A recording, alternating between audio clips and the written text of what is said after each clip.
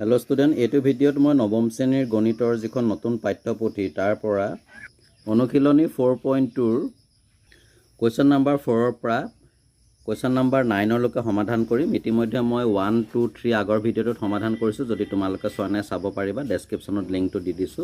তো আহা তেতিয়াহ'লে আমি কোৱেশ্চন নাম্বাৰ 4 ৰ পৰা ইয়াত ষ্টাৰ্ট কৰো।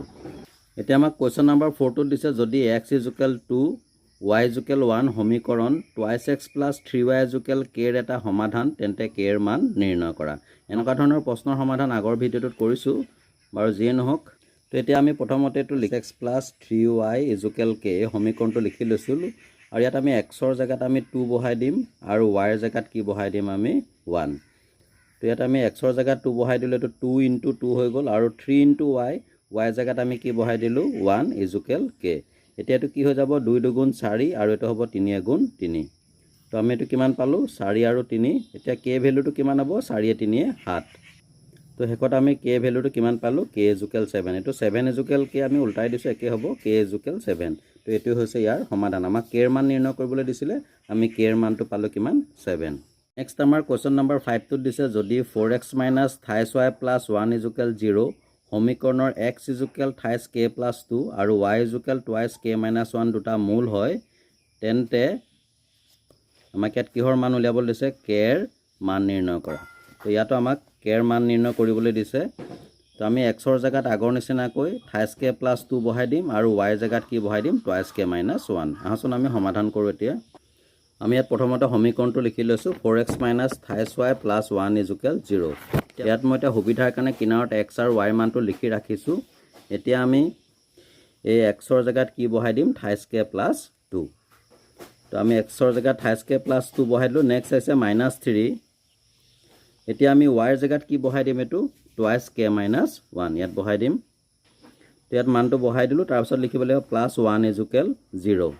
তো এখানে আমি লিখি ললো। এতিয়া কি কৰিব লাগিব 4 টো 28k ৰ লগতো পূৰণ কৰিব লাগিব আৰু লগতে +2 ৰ লগতো পূৰণ কৰিব লাগিব। ব্ৰেকেট দিয়া অৰ্থটো হ'ল 4 টো 28k ৰ লগতো পূৰণ হ'ব, লগতে +2 ৰ লগতো পূৰণ হ'ব। আৰু একেদৰে 3 টো 2k ৰ লগতো পূৰণ হ'ব, লগতে -1 ৰ লগতো পূৰণ হ'ব। তো হাসনা আমি এটা পূৰণ কৰো। এতিয়া যদি 4 যদি 28k ৰ লগত পূৰণ কৰো তেতিয়া 4 × 3 = 12 এটো 12k হ'ব। এতিয়া তুমি 12k পালো। নেক্সট প্লাস আছে লিখি দিম। তাৰপা এটো 4 × 2 কিমান হ'ব ইয়াত 8। তো 4 আৰু 2 পূৰণ কৰি 8 পালে। এবাৰ 3 2k ৰ লগত পূৰণ কৰিব লাগিব। 3 × 2 = 6 এটো 6k হ'ব। আমি 6k লিখি দিলো। এবাৰ কিন্তু চোৱা এটো -3 আৰু -1। তো মাইনাসে মাইনাসে এটো কি হৈছে যেটো পূৰণ হৈ আছে, গতিকে মাইনাসে মাইনাসে এটো ইয়াত কি হৈ যাব প্লাস আৰু 3 এগুণ কিমান হ'ব 3। তো আমি এটো কিমান পালো +3। নেক্সট কিমান আছে +1 = 0। তো এখানে আমি ইয়াত বহাই দিলো। এতিয়া আমাৰ কি হ'ব এই k কিটা আমি ইয়াত আছে 12k - 6k। তো আমি 12k ৰ পৰা -6k টো মাইনাস কৰি দিম। 12k ৰ পৰা 6k গুচি গলে কিমান হ'ব 6k হ'ব। এটো আমি লিখি দিলো। 12k ৰ পৰা -6k কিমান পালো 6k। এতিয়া +8 +3 +1 এই গুটে কিটা যোগ কৰি দিম। 8 × 3 = 11 11 কে কিমান হৈ যাব 12। ইয়াত আমি 12 লিখি দিও = 0। এতিয়া ইয়াত আমাক কি মান উলিয়াবলৈ দিছে k ৰ মান উলিয়াবলৈ দিছে, গতিকে +12 টো আমি হিফালে লৈ যাম ৰাইট হ্যান্ড সাইডলৈ। এটো কি হ'ব -12। তো +12 টো এফালে আহি গ'ল, কিমান হৈ গ'ল -12 হৈ গ'ল। এতিয়া k ৰ মান উলিয়াব লাগিব। 6 টো ইয়াৰ লগত পূৰণ হৈ আছে, গতিকে সমান চিনৰ লেফট হ্যান্ড সাইডৰ পৰা ৰাইট হ্যান্ড সাইডলৈ গলে 6 টো কি হৈ যাব হৰণ হৈ যাব। এটো ক'ত বহিবগৈ গৈ 12 ৰ তলত -12 ৰ তলত। তো ক'ত বহিলেগে তেতিয়া হলে তো 6 টো গৈ তলত বহিলেগে। এতিয়া 6 12 কেবাৰ যাব 6 × 2 = 12, গতিকে k ৰ ভ্যালুটো কিমান পালো -2। ইয়াত আমি k ৰ মানটো কিমান পাই গলগে 6 × 2 = 12 -2। এটো হৈছে ইয়াৰ সমাধান। নেক্সট কোৱেশ্চন নাম্বাৰ 6 টোত দিছে যদি 28x - 5y - 7 = 0 সমীকৰণৰ মূল দুটা x = 2k - 1 আৰু y = k হয় তেন্তে k ৰ মান নিৰ্ণয় কৰা। ইয়াতো আমি k ৰ মান উলিয়াব লাগে, আগৰ নিচিনাকৈ কৰিম। প্ৰথমতে আমি সমীকৰণটো লিখি ললো। এতিয়া আমি x ৰ জায়গাত কি বহাই দিম 2k - 1 আৰু y ৰ জায়গাত কি বহাই দিম k। তো এটা আমি কি কৰিলো x ৰ জায়গাত বহাই দিলো 2k - 1 আৰু y ৰ জায়গাত কি বহাই দিলো আমি k। তাৰপিছত -7 = 0 এটো আমি লিখি দিম। তো আমি এটো লিখি দিলো -7 = 0। এইখিনিতে এটা কথা তোমালোকে পূৰণটো নিদিলে হ'ব, ডাইৰেক্ট 3 এটা ফুট দি পেলানি 2k - 1 লিখিলে হ'ব, কাৰণ হেতু পূৰণে বুজাব। তোমালোকে বুজি পাবৰ বাবে মই ডাইৰেক্ট পূৰণ চিনটো দেখাই দিছো। হয়তো বহুতে নিদিবও পাৰে তোমালোকৰ স্কুলত। এতিয়া আমি পূৰণ কৰি দিম। এটো 3 × 2 = 6 6k হ'ব আৰু -3 × 3। ইয়াত কিমান পাই গ'লোঁ 3 দুগুণ 6 6k মাইনাছ 3 এগুণ কিমান হ'ব 3 আৰু এইটো হ'ব মাইনাছ 5 ইনটু k কিমান হ'ব 5k তো মাইনাছ 5k বাকী কিমান আছে মাইনাছ 7 ইজুকেল 0 তো এইখিনি আমি লিখি দিলোঁ এতিয়া 6k পৰা মাইনাছ 5k যদি আমি বিয়োগ কৰোঁ তেতিয়া 6 পৰা 5 গ'লে কিমান থাকিব 1 1টো লিখিব নালাগে এইটো অনলি কি পাম আমি k কি পালোঁ এইটো 6k পৰা মাইনাছ 5k গুচি গ'ল কি পালোঁ k ইয়াৰ আগত 1 এটা আছে তো আমি লিখিব নালাগে আৰু বাকী কি থাকিলে মাইনাছ 3 আৰু মাইনাছ 7 যদি দুটা সংখ্যাৰ আগত বিয়োগ থাকে তেতিয়াহ'লে সংখ্যা দুটা কি হৈ যায় যোগ হৈ যায় আৰু সন্মুখত কি চিন বহে বিয়োগ চিন বহে তো এইটো আমি কিমান পাই যাম মাইনাছ 10 এইটো আমি বহাই দিলোঁ এতিয়া k ৰ মানটো উলিয়াবলৈ গতিকে মাইনাছ 10টো আমি সিফালে লৈ যাম অৰ্থাৎ ৰাইট হেণ্ড ছাইডলৈ এইটো মাইনাছ 10টো যদি লেফ্ট হেণ্ড ছাইডৰ পৰা ৰাইট হেণ্ড ছাইডলৈ যায় তেতিয়া এইটো কি হৈ যাব প্লাছ 10 প্লাছটো নিদিলেও হ'ব তো k মানে কিমান পালোঁ আমি 10 এইটো হৈছে ইয়াৰ সমাধান নেক্সট আহোঁ আমি কুৱেশ্যন নম্বৰ 7ৰ পৰা এইখিনিতে আমাক এটা হিংছ দিছে যে শুদ্ধ বিকল্পটো বাছি উলিওৱা প্ৰশ্ন নং 7ৰ পৰা 9লৈ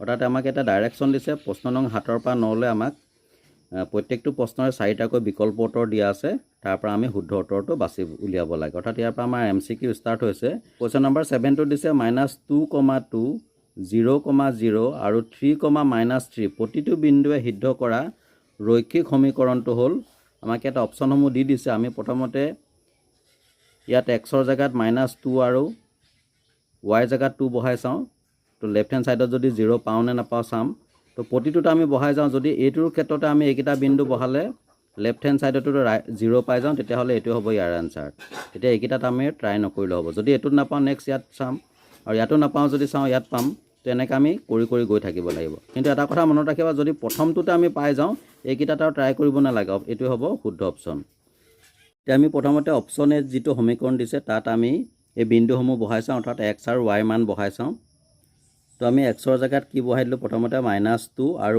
y জেগাত বহাই দিলোঁ কিমান 2 এতিয়া -2 কি হৈ যাব -4 হৈ যাব ইকুৱেল নট 0 তো আমি লেফ্ট হেণ্ড ছাইডত 0 নাপালোঁ যিহেতু ৰাইট হেণ্ড ছাইডত 0 আছিলে সমান নহ'ল গতিকে এইকেইটা আৰু ট্ৰাই কৰি নকৰিলেও হ'ব এনে সময়খিনি নষ্ট হ'ব নেক্সট আমি অপশ্যন বিটোলৈ যাওঁ অপশ্যন বিত আমাক সমীকৰণটো দিছে x + y ইয়াতো প্ৰথমতে আমি এই বিন্দু দুটা বহাই চাওঁ xৰ জেগাত -2 বহাই চাম আৰু yৰ জেগাত 2 বহাই চাওঁ তো আমি 0 পাওঁ নে নাপাওঁ চাব লাগিব তো xৰ জেগাত বহাই দিলোঁ -2 yৰ জেগাত বহাই দিলোঁ 2 এতিয়া -2 আৰু প্লাছটো কেনচেল হৈ গ'লে 0 হৈ যাব তো দেখা গ'ল যে left hand side equal right hand side সমান হৈ গ'ল গতিকে আমি বাকী এই যিকেইটা বিন্দু এইকেইটা ট্ৰাই নকৰিলেও হ'ব আৰু সময়খিনি এনেই নষ্ট হ'ব তোমালোকে এনে ঘৰত প্ৰেক্টিছ কৰি চাব পাৰা উভয় ছাইডতে আমি কি পাম 0 পাম তো ইয়াত আমাৰ বাকী অপশ্যন কেইটালৈ নাযাওঁ ইয়াত কাৰেক্ট অপশ্যনটো হ'ব অপশ্যন বি তো এইটো আমি কি পালোঁ তেতিয়াহ'লে 7 নম্বৰ কুৱেশ্যনটোৰ এনচাৰটো হ'ব অপশ্যন বি x + y = 0 অৰ্থাৎ এই সমীকৰণটোৰ ক্ষেত্ৰত ইয়াৰ প্ৰতিটো বিন্দু বহালে আমি left hand side equal right hand side পাম নেক্সট আহোঁ কুৱেশ্যন নম্বৰ 8লৈ ইয়াত দুটা উক্তি দিছে প্ৰথমতে উক্তি P2 দিছে যদি 2x + 3y = k ৰৈখিক সমীকৰণটোৰ এটা মূল 20 তেন্তে k ৰ মান কিমান দিছে 4 এইটো আমি প্ৰথমতে কৰি চাব লাগিব তো ইয়াত আমাক দিছে যে 2x + 3y = k সমীকৰণটোৰ এটা মূল 2,0 ইয়াত দেখা দেখি আমি বুজি পাব লাগিব যে 2টো হৈছে xৰ মান আৰু yটো হৈছে 0ৰ মান তো আমি প্ৰথমতে বহাই চাওঁ k ৰ মানটো কিমান পাম তো k xৰ জেগাত আমি 2 বহাই দিলোঁ আৰু y জেগাত কি বহাই দিলোঁ 0 এতিয়াতো 2 দুগুণ 4 আৰু 3ৰ লগত 0 পূৰণ কৰিলে কি হ'ব 0 তো এইটো আমি পালোঁ 4 যোগ 0 4 0 4 হ'ব তো k মানটো কিমান পালোঁ আমি 4 এতিয়া আমাক প্ৰশ্নটোতো k ৰ মান কি দিছিলে 4 এইটো মিলি গ'ল গতিকে উক্তি P2 কি হ'ব শুদ্ধ নেক্সট উক্তি Q2 দিছে যদি 3y = ax + 7 ৰৈখিক সমীকৰণটোৰ এটা মূল 3,4 হয় তেন্তে a ৰ মান হ'ব 1/2 এইটো আমি কৰি চাব লাগিব কি ওলায়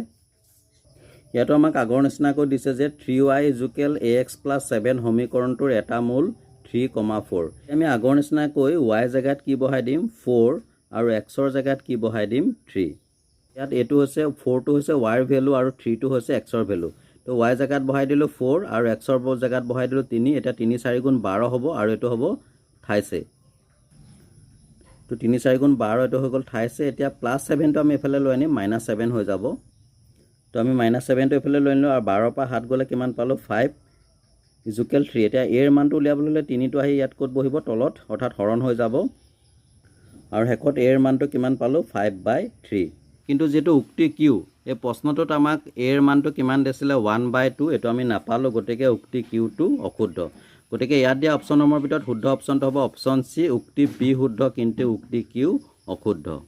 নেক্সট আমাক কুৱেশ্যন নম্বৰ 9টোত দিছে 2x - 3y = 12 ৰৈখিক সমীকৰণটোৰ প্ৰথম অপশ্যনটো দিছে অসীম সংখ্যক সমাধান আছে, এইটো শুদ্ধ হয় কাৰণ আগতে কৈছিলোঁ যে এনেধৰণৰ দুটা চলকযুক্ত ৰৈখিক সমীকৰণবোৰৰ সদায় অসীম সংখ্যক সমাধান থাকে।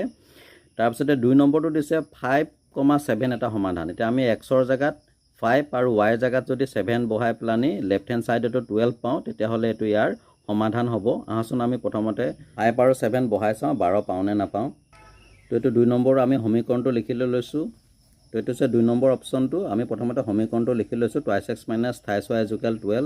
আমাক যি দিছে 5 আৰু 7 এই বিন্দুকেইটা বহাই চাওঁ। xৰ জেগাত 5 বহাই দিম আৰু yৰ জেগাত কি বহাই দিম 7।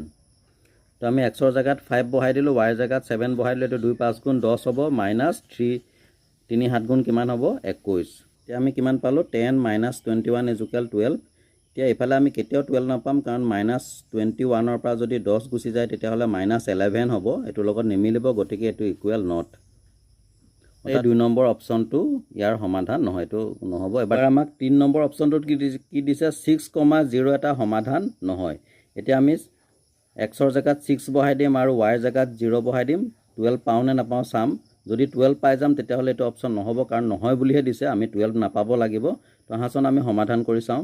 তো ইয়াক আমি এনেধৰণে সমাধান কৰিব পাৰোঁ। xৰ জেগাত বহাই দিলোঁ 6 আৰু yৰ জেগাত বহাই দিলোঁ 0। এতিয়া 2 6 গুণ 12 আৰু 3ৰ লগত 0 পূৰণ কৰিলে কিমান হ'ব 0 = 12। 12 পৰা 0 গ'লে কিমান হ'ব 12 = 12। তো left hand side = right hand side হৈ গ'ল, কিন্তু আমাক প্ৰশ্নটো নহয় বুলিহে দিছিলে। তোমালোকে ইয়াত দেখা পাইছা 6,0 এটা সমাধান নহয় বুলি দিছিলে, কিন্তু আমি সমাধান হয় বুলিহে পালোঁ ইয়াত, কাৰণ উভয় পক্ষতে 12 পালোঁ, গতিকে এইটোও নহ'ব। এবাৰ আমি 4 নম্বৰটো চাওঁ। ইয়াত দিছে 9,2 এটা সমাধান। তো আমি ইয়াত xৰ জেগাত বহাই দিম 9 আৰু yৰ জেগাত বহাই দিম 2। তেতিয়া আমি 12 পাওঁ নে নাপাওঁ সমাধান কৰি চাওঁ। তো ইয়াত প্ৰথমতে আমি সমীকৰণটো লিখি ল'লোঁ। আমাক এইকেইটা মূল দিছিলে, xৰ জেগাত 9 বহাই দিলোঁ, yৰ জেগাত 2 বহাই দিলোঁ। এতিয়া 2 9 গুণ 18 হ'ব আৰু এইটো 3 2 গুণ 6। এতিয়া আমি এইটো কিমান পালোঁ 18 বিয়োগ 6। 18ৰ পৰা 6 বিয়োগ কৰিলে আমি 12 পাম। সেইটো 12 পাই গ'লোঁ আৰু ইয়াতো দেখা পালোঁ যে left hand side = right hand side হয়। তো সমাধান হয় দেখা গ'ল। গতিকে ইয়াত আমাক 4 নম্বৰ অপশ্যনটো শুদ্ধ বুলি প্ৰমাণিত হৈছে, কাৰণ 9,2 এটা সমাধান পালোঁ। বোথ ছাইডতে আমি 12কৈ পালোঁ। তো ইয়াত 9 নম্বৰ প্ৰশ্নটোৰ শুদ্ধ অপশ্যনটো হ'ব 1 নম্বৰটো হয়, অসীম সংখ্যক সমাধান আছে, এইটো 1টো হয়, আৰু লগতে কোনটো হয় এইটো 4 নম্বৰটো। গতিকে ইয়াত শুদ্ধ অপশ্যনটো হ'ব অপশ্যন এ 1 আৰু 4। ডিয়াৰ ষ্টুডেণ্ট, এয়া আছিল ক্লাছ 9ৰ গণিতৰ নতুন যিখন পাঠ্যপুথি তাৰ পৰা অনুশীলনী 4.2ৰ কুৱেশ্যন নম্বৰ 4, 5, 6, 7, 8 আৰু 9 এই প্ৰশ্নকেইটাৰ সমাধান আগবঢ়ালোঁ। যদি ভিডিঅ'টো ভাল লাগিলে লাইক এটা কৰি শ্বেয়াৰ কৰি দিবা। নেক্সট ভিডিঅ'ত মই তোমালোকলৈ 4.3 প্ৰশ্নসমূহৰ সমাধান আগবঢ়াম। তো চাই থাকিবা RB লাৰ্ণ কাম এণ্টাৰটেইনমেণ্ট। আন এটা ভিডিঅ'ত পুনৰ লগ পাম। আজিলৈ আহোঁ, ধন্যবাদ।